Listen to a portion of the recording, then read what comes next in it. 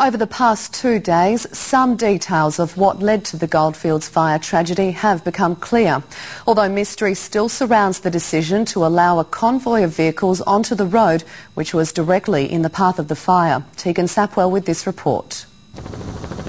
The huge bushfire was first spotted in the Boorabbin National Park about 3 o'clock on Friday. The next day, fire crews thought they had the blaze under control, but on Sunday it flared up again. The Weather Bureau issuing a fire weather warning just after 9 o'clock in the morning.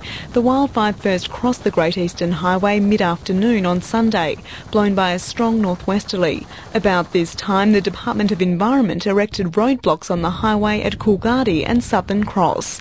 And just after 5 o'clock, the Weather Bureau restated an earlier warning that they were expecting the prevailing wind direction to reverse between 7 and 8 o'clock, once again putting the highway in the path of the flames. The conditions at the time were quite extreme. We had a lot of heat, very dry conditions as well. There was a lot of fuel out there, so conditions were very hazardous.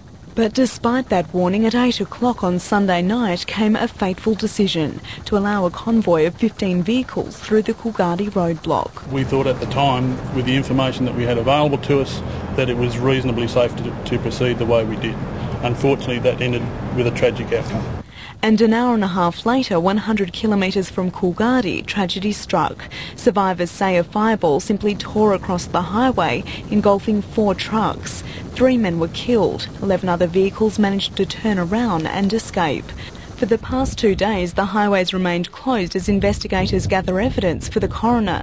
The Department of Environment and Conservation also has launched its own internal investigation.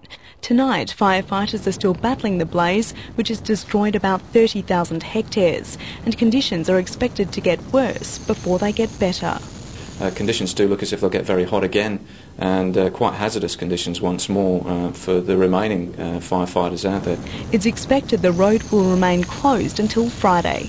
Tegan Sapwell, National 9 News.